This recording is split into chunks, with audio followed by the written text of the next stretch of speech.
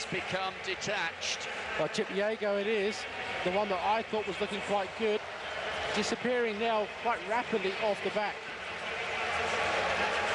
So coming round now with 6 laps to go, still Nia leads, as she has done ever since Flanagan began to fade. De Barber in second, Algira in third. And still near metronomic pace, 3:06:08 to 7 kilometres, that last kilometre. Well, slowly but surely she is doing the job, isn't she? They're starting to now feeling that all this metronomic pace is starting to affect the legs.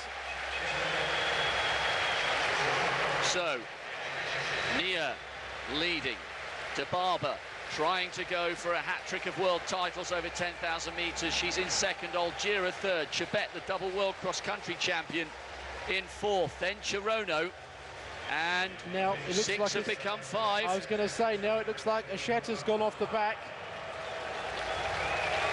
Well, it looks as if now it's a battle, really, of Ethiopia against Kenya, 2 against 2. We'll join the celebrations for Sandra Perkovic, the Croatian, who's taken the discus title following in the footsteps of Blanka Vlasic as a gold medal for the nation in the Mediterranean area, Croatia.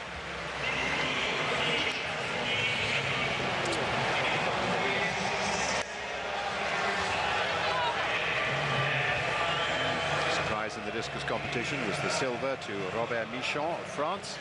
Barrios, as expected, taking a medal, taking the bronze for Cuba.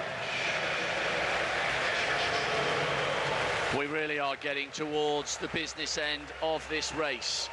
We still have the Japanese athlete leading if she can hang on, even if she gets passed by the 2 Ethiopians and the 2 Kenyans still left in contention. She'll be in line for a better finish than 9th.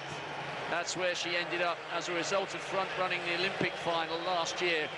And still De Barber waiting in second place. Algira third. Emily Chebet, the Kenyan with the short hair, is the double world cross-country champion. She was brilliant in Bydgoszcz in Poland earlier this year. A very, very gutsy athlete and someone who knows how to keep going even when she's suffering.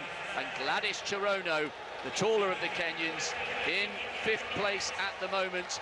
She's got a season's best, only 3 seconds slower than Tyrannus De Barber, but these races aren't really about the times, they're about the belief that you can be the best, and De Barber knows she has yet to lose a major race over 10,000 metres. Well, 4 laps to go, and give credit to Nia, she's doing all the work. De Barber, though, has been looking up at the scoreboard every time she comes down to the end of a straight, just checking where everybody is. I think she'll be quite happy that slowly but surely it's being whittled down to 2 Kenyans versus 2 Ethiopians. Well, there have been so many installments in the rich history and the rivalry between Kenyan and Ethiopian distance running, and sometimes it's a false belief that success comes easily and without hard work for the men and women of those 2 brilliant 5 and 10,000 metre running nations. But there's tremendous dedication and there's a love for their sport which underpins the hard work that leads to all the success. And we are about to see another chapter in this rivalry played out over the last 3 laps here in this Olympic stadium. Inside 3 laps to go now in the final of the women's 10,000 metres. Nia of Japan has led for just about half the race, but Tyrannus De Barber, the double Olympic champion over 10,000 metres, the world champion in Helsinki in the rain, in Osaka in the sweltering conditions. She's in second place at the moment. She's tracked every leader and she's looking relaxed and comfortable. Her compatriot Algira is in 3rd place, but we have 2 really classy Kenyans in this. Gladys Chirono with the ponytail and Emily Chebet, the double world cross-country champion. The 3 medals will come from these 5. An extraordinary consistency here, 3:05:46 that last kilometre. Every kilometre within about 2 seconds of each other. Well, at the moment, it's just coming up to 2 laps to go. and starting to spread out even more. At one point there, Chirono came up almost to challenge the Ethiopians, but then she slotted back into third place.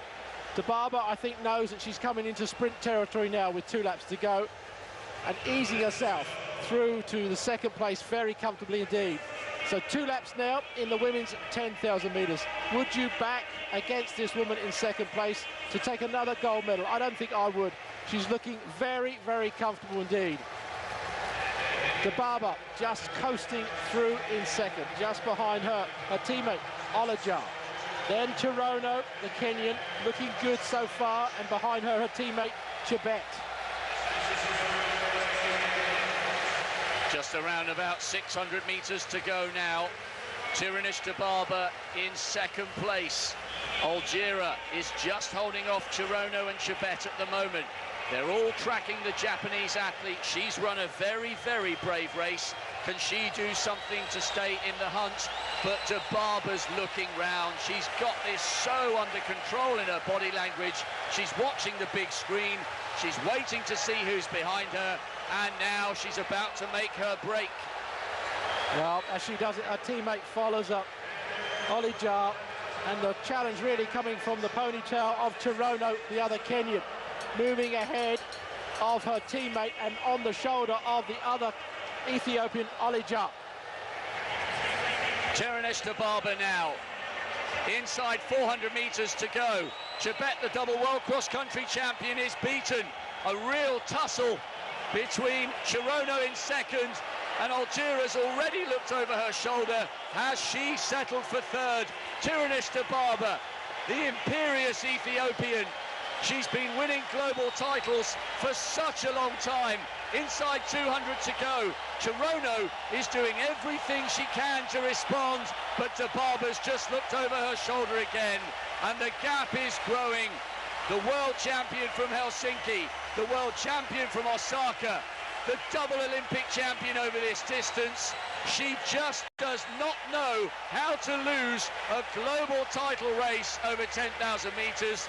Tirinish Dibaba confirms her status as one of the greatest female distance runners in history. Chirono is absolutely delighted to come home in second place, but that was a performance of genuine class from Tirinish Dibaba. She's one of the greatest we've ever seen. She probably is the greatest we've ever seen, without any question in my mind. I can't think of anybody as good as her over the span of time that she's taken it, the number of championships she's won, the manner that she's won them, and the time she's won them in. Absolutely fantastic, isn't it? Agree. Yeah. And she did that last lap after a fast pace in 59.93. There is no answer to that sort of rhythm. There really isn't. And everybody, I think, in that race knew they were perhaps just running for second place. Shalane Flanagan coming across the line now. Very, very tired. One or two of the athletes still with another lap to go.